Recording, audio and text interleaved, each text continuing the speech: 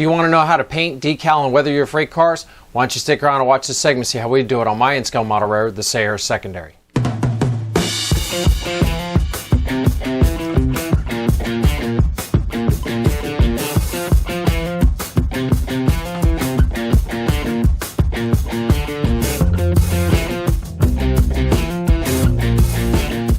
Hello everyone, Joe from Central Jersey Conrail and in-scale. Welcome back to the paint shop.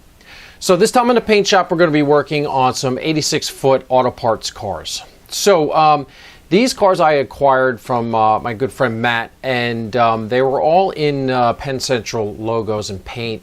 Didn't really fit on the layout, so had to get them painted over into Conrail. So in preparing for this project, I've had these cars now for over a year. Did a lot of research, also did a lot of testing. They were ConCor cars. The trucks and couplers that came with the ConCor, some of them were Rapido and some of them were kind of conversions. Had a lot of trouble getting them over the layout, so I did a lot of testing and I was able to find a suitable replacement for microtrains. So through my research, I came across the 1032s. These are roller bearing trucks with long extensions. If you recall back when I did the auto racks, I used the extra long ones, and even still to this date they run really good. The problem is their spacing is really unrealistic. I did do some testing with these various different cars that I had that worked really well with the auto parts box cars.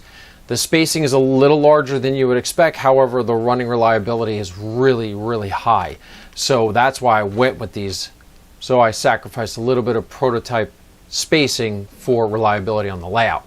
So the 1032 couplers, they went in really well. I didn't do any kind of modifications to the cars themselves because I know, like in-scale kits, they offer a floor replacement. However, that project is very involved. I didn't want to get involved with it at this juncture. I'm going to evaluate and see how they look and how they run. Maybe in the future there will be an option. So the other part of preparing for this project was decal research. Microscale has suitable decals for Conrail cars, but they're kind of grouped in with their Conrail box cars, so you really don't get that much bang for your buck. I did find in the CMR Products, they produced specific sheets for the 86-foot box cars. So I took a chance and ordered a bunch of them. Also, when I was shopping, I came across the Santa Fe patch and it intrigued me, so I went ahead and bought a couple sheets of it even though I didn't know anything about it. So once I had the decals in hand, I went over to Conrail Historical Society's website. I used their photo archive. Their photo archive is a wealth of knowledge. They also give you some prototype information. There was also an article posted in their Conrail Quarterly because they had just acquired a 86-foot box car that they were going to use for a museum. So they did a small article on it. So what I did find out doing all this is sometime in the 90s, Conrail pretty much became the one railroad that had the most 86-foot box cars. That they were using them a lot of the Detroit area and the New Jersey area to ship auto parts to the manufacturing facilities. So in researching, what I found out is that there's a bunch of classes. Like, you can see them all. There's tons of classes of 86-foot cars listed on the Conrail Historical Society. Mostly the BD class, the BE class, and the BT class. What it was is Conrail went on this venture where they started buying 86-foot box cars from other railroads. Denver Rio Grande, the Santa Fe, and I believe I want to say the Grand Trunk. I don't quote me on that one. I might be wrong. But anyway, so they started absorbing all these fleets of 86-foot box cars, and that's why they had all these classes. But then once they were shopped out, they were moved over to the X67 class and classified appropriately. So that's where these sheets of Santa Fe patch decals came from that CMR Products was offering. So I figured, you know what, this will be cool. Let me do a couple of these. Kind of vary it up because, I wanted to get a little bit of variation into the fleet. So once I had all my products in hand, did all my research, sat down and got to work. So I'm going to cut you over to the video. Go ahead and take a look at it, and then I'll talk to you afterwards.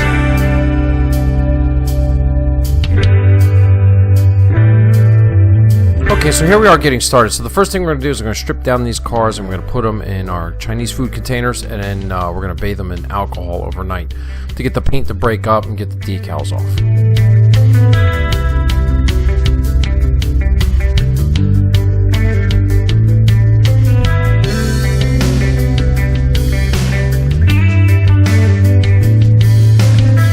So after we get them all cleaned up, we're going to take them into the spray booth and we're going to use some Model Flex Primer Gray, and we're going to spray down the cars. Then we'll let those dry overnight.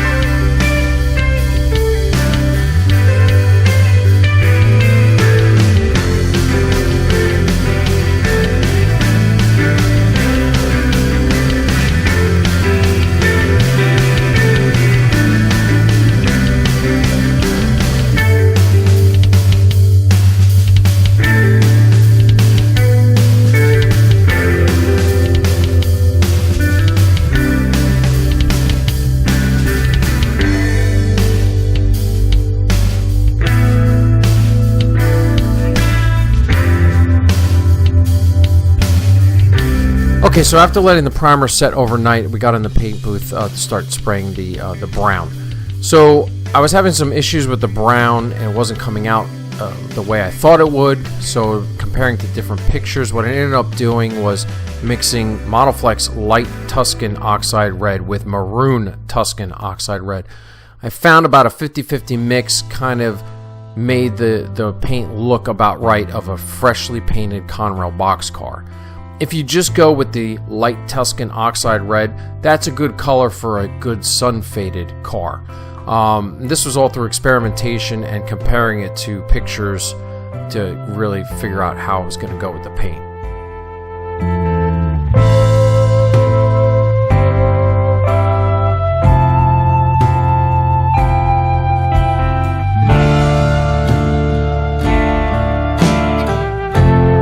Now here we are painting the Santa Fe patch cars. So I just used Model Flex's Santa Fe Red. I had to put about 3 good coats on it, as you see, for it to really block out the gray primer and to look like a true red. So that was pretty easy and straightforward.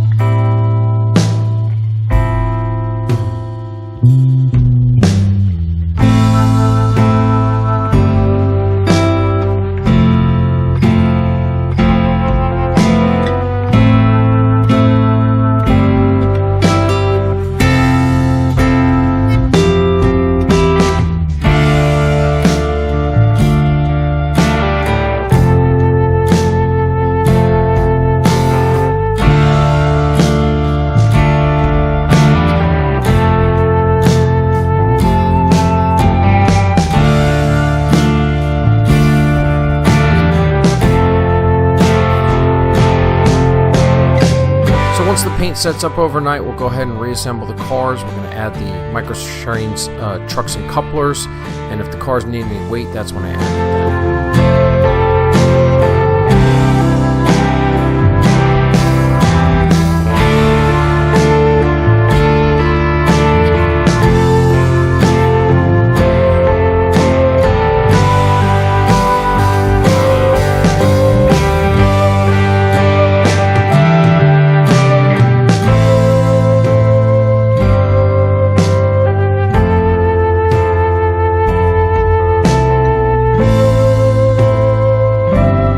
Okay, so now I'm going to come in and do some of the paint detail work. All the doors on the ATSF cars were all silver, so I'm just using Tester's medium silver with a brush and just taking my time. I'm not even bothering masking it off. I'm getting pretty proficient with painting with brushes, so I was pretty confident in my abilities. Then the other thing is the white excessive height strips at the ends of the cars. I'm going to use Tester's white, and I think I used the acrylic on a nice brush, and then just brushed it on and let it dry.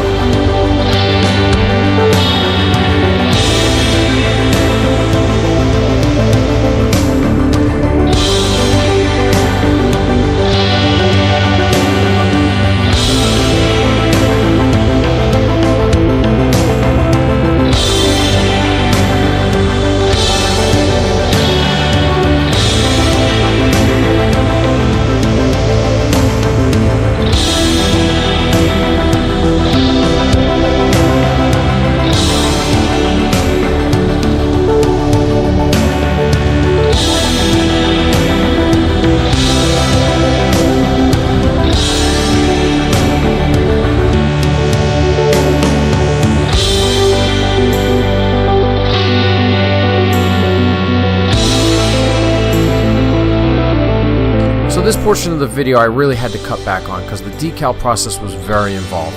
You know, with 8 doors, there's lots of labels to be put on these cars. So it took me consequently about a week and a half to get through all these cars.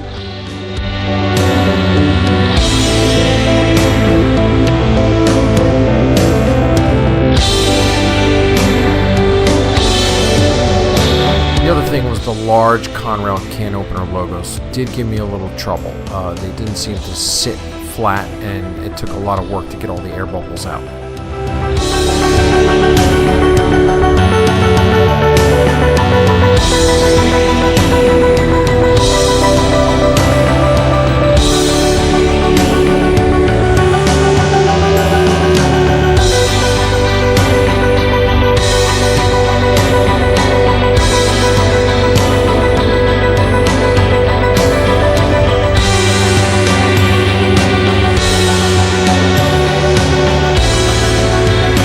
Okay, so now it's back into the spray booth for weathering. The first thing I'm going to do is I'm going to take all 8 cars, I'm going to hit them with Modiflex sand.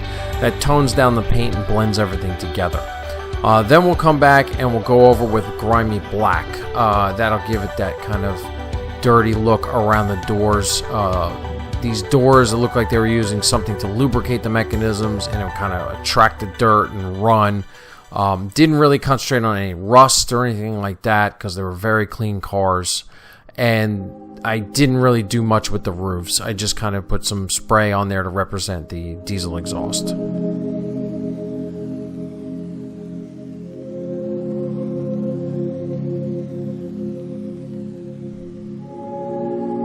To add a little more depth to the weathering, I tried adding some of the Tamiya panel line paint. Limited success, didn't really notice all that much.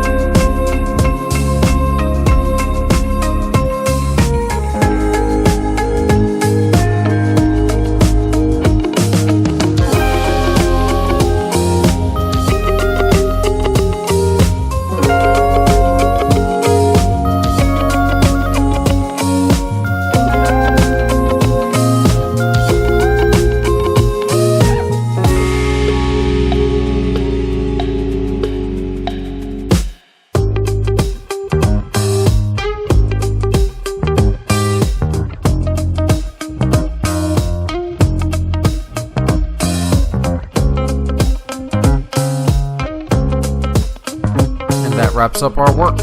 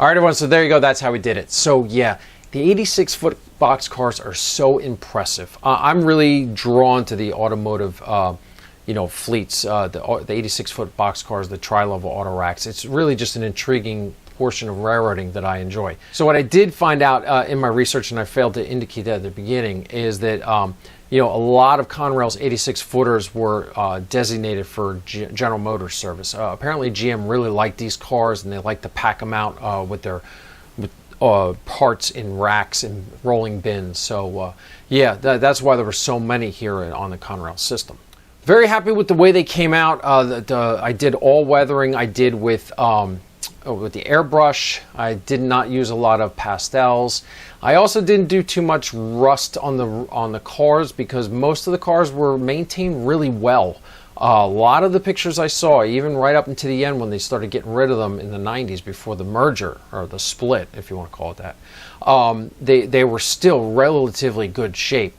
The only thing I did find weathering-wise is that it seemed like there was grease or whatever they used to lubricate the door mechanisms seemed to accumulate there, and that's where a lot of the road grind was. So that's what I kind of tried to focus in around the doors, as that looks where most of it was. The other thing was I also added some weight to these cars to get them, not too much, because when you're pulling an 86-footer in scale, especially going up and down the helix, if you weight them too much, that long string, because they are long, that's that much more drag. So I didn't want to make them too heavy. I just put a little bit just to make them stable going through the turnouts. I must say, I'm really liking CMR Products decals. They're pretty. They got a good quality product. The print is very legible. I was using my little magnifying loupe, and yeah, you can read everything on there. So it might even be a little better than some of the microscale stuff.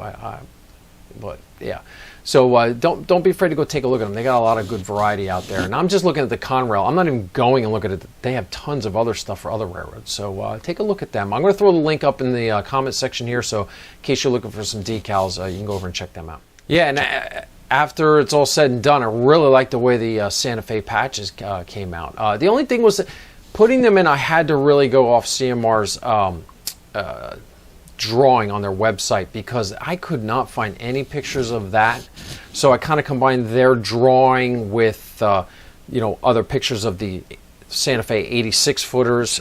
So yeah, I really like the way they came out. It adds a little interest to the train. So the one thing I had issue here was the first time I actually ran into this was paint. I used Model Flex Tuscan Maroon Red. And that was, everybody says that's the closest match for Conrail's freight cars.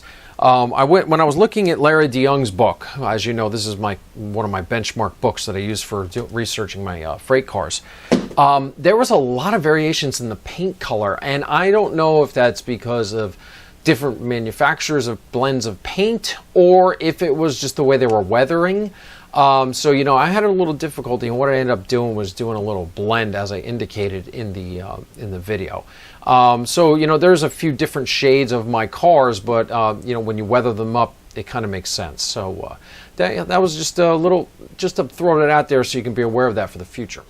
So the last thing I want to tell you is that I was very shocked because everybody thinks ConCor is low end, or they're old, they're going out of business. But you know what? When you take a ConCor car like I did and put some good paint and decals on it, they are not bad, especially for the cost. I think brand new these cars are going for maybe, I want to say in the $20 range. Of course, I got them for a deal. You can always pick them up, on the used market. But, comparatively speaking to, Beaufort Shops makes the gorgeous 86-foot cars, but that's a lot of money. Especially if you're trying to put together a train of like 20 or 25 cars, it's going to hurt. So I think the ConCor cars are a good option if you're willing to put in the time. I'm going to evaluate how they look and run for now, and, in the future, if I have to, I will put in those lower, because the ConCor bolsters are a little tall. They looked good running it, as you saw in the video. They don't look that bad. Maybe in the future I'll look at that in-scale kit's floor replacement for these, but as for now I think I'm just going to go with that. So that's also another option too. And yeah, so stay tuned to the channel. If I do embark on that venture, I'll absolutely make a video of it so you can follow along. All right, so that's going to put a wrap on this paint shop. I hope you enjoyed following along. I had a lot of fun doing these cars. 86-foot auto parts cars, that really is Conrail's in New Jersey, especially in New Jersey. That's kind of Conrail's thing. You know, every time you see a picture, it's always auto parts going in and out of Linden or Edison or Newark. So yeah, it's really nice to have a bunch of those cars here on the layout. And so, if you're seeing this video for the first time and you haven't done so already, please subscribe to the channel. Don't forget to hit that bell for the notifications. And don't forget to check us out on Facebook, Instagram, and TikTok for our daily updates on the layout. And otherwise, that's all I got for you. Thanks for watching. I'll see you next time on the Paint Shop. Bye.